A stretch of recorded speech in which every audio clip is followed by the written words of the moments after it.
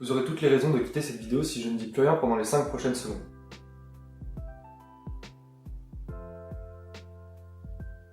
Pourquoi je fais ça? Pour vous illustrer le sentiment de frustration que crée un site web qui charge lentement. Vous serez d'accord avec moi si je vous affirmais que la patience n'est pas la vertu première d'un internaute.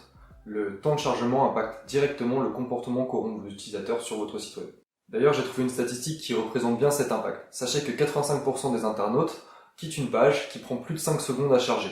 Et ce chiffre-là, je ne l'invente pas. Il vient directement d'une étude réalisée lors de la Call to Action Conference en 2018 à Vancouver, et vous pouvez noter mon accent d'anglais dans les commentaires, qui montre que sur 188 landing pages, 85% des utilisateurs quittent la landing page si elle ne charge pas dans les 5 secondes. Vous l'aurez compris, le temps de chargement c'est important. On peut maintenant passer à la suite. Vous ne pouvez pas corriger les problèmes de votre site web si vous ne les avez pas auparavant identifiés. Quand je dis ça, comme ça semble logique, mais croyez-moi, on m'a déjà demandé pourquoi est-ce que je facturais un audit de performance avant une optimisation. Bref, il existe des dizaines d'outils en ligne pour tester les performances de votre site web gratuitement, comme PageSpeed Insight, Pingdom Tools, Test My Site. Celui que j'utilise la plupart du temps, c'est GTmetrix, car je trouve les rapports plus précis, plus détaillés. Pour faire une analyse de votre site, c'est très simple, il vous suffit d'aller sur GTmetrix, de prendre l'URL, de la copier dans le champ Entrer l'URL et de cliquer sur le bouton Tester mon site. Les scores PageSpeed et eSlow se basent sur des règles différentes pour pouvoir analyser vos pages. Chaque service va analyser votre page en se basant sur des règles qui, selon lui, sont pertinentes pour tester les performances, la vitesse de votre site web. L'objectif est d'obtenir un score le plus proche de 100 sur les deux tests. Maintenant que vous savez comment tester les performances de votre site web, on peut passer au premier conseil. Optimiser vos images avant de les uploader sur le web est un réflexe à avoir absolument. La différence de poids entre une image qui est compressée et optimisée pour le web et une image qui ne l'est pas du tout est considérable. Il y a plusieurs choses à savoir pour optimiser vos images pour le web. La première chose à savoir, c'est quel format utiliser.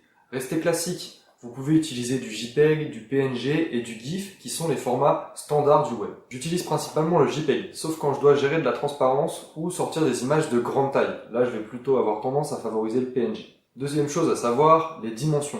Je vous conseille de sortir vos images dans des dimensions universelles pour ensuite les adapter à la taille de l'écran grâce au CSS. Ça, c'est le principe du responsive design.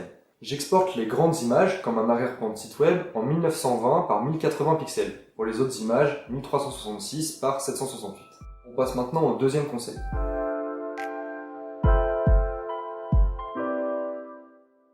Le cache est un système de mémoire intermédiaire. Il permet à vos utilisateurs d'accéder sans avoir à contacter votre serveur aux pages de votre site web qu'ils ont récemment consultées. J'ai trouvé une petite métaphore qui aide bien à comprendre le système de cache. Vous allez à la bibliothèque, vous empruntez un livre, vous le ramenez chez vous et vous commencez à le lire. Pour faire coller cette situation à un système de cache, vous devez imaginer que la bibliothèque, c'est le moteur de recherche de Google, et que le livre, c'est un site internet. Dans cette situation, le système de cache serait une imprimante qui aurait au préalable imprimé les différentes pages du livre que vous avez lu et qui vous permettrait de les consulter sans avoir besoin de retourner à la bibliothèque.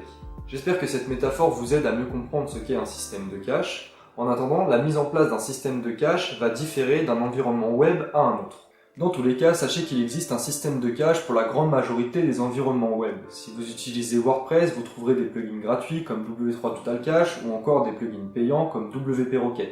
Sur les CMS comme Drupal, Joomla ou Wix, vous aurez des solutions de cache directement intégrées. Je ne vais pas m'éterniser là-dessus, mais je pourrais vous faire une vidéo dédiée au système de cache, c'est à vous de me dire ça dans les commentaires. C'est tout pour le système de cache, on passe au troisième conseil.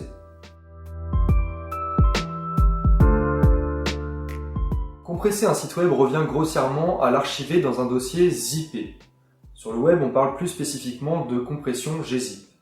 Gzip est une application web permettant de compresser les différents fichiers comme les fichiers HTML, CSS ou JavaScript avant de les envoyer au navigateur de vos utilisateurs. La méthode d'activation de la compression gzip va également dépendre de votre environnement web. C'est pour ça que je vous ai mis en description deux liens vous permettant d'activer la compression gzip sur un serveur Apache ou sur un serveur Nginx, les deux leaders du marché. Quatrième conseil.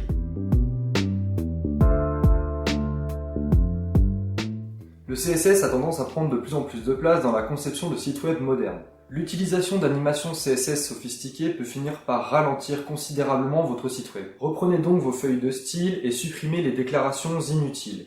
Une fois que vous aurez bien nettoyé vos fichiers CSS, vous pourrez passer à la deuxième étape, la minification. En d'autres termes, supprimez les espaces inutiles dans vos fichiers CSS. Pas d'inquiétude, vous pourrez utiliser également un outil comme CSS Compressor qui s'occupera de faire le travail à votre place. Le lien est dans la description. Une fois vos fichiers nettoyés et minifiés, il ne vous restera plus qu'à les réimporter. On arrive au dernier conseil de cette vidéo.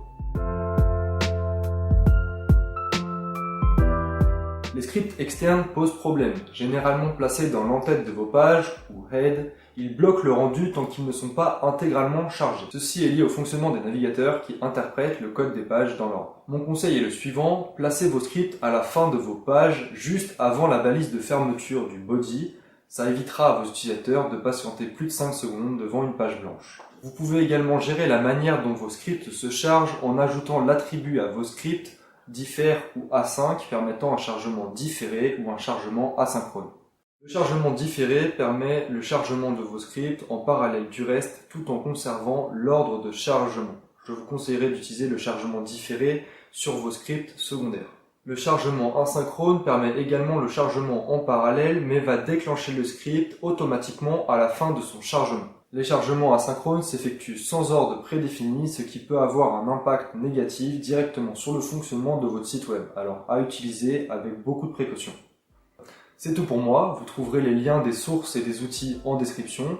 N'oubliez pas de vous abonner à la chaîne, de liker, de partager, c'est ma toute première vidéo, vous serez les premiers à le faire et merci à ceux qui le feront d'avance.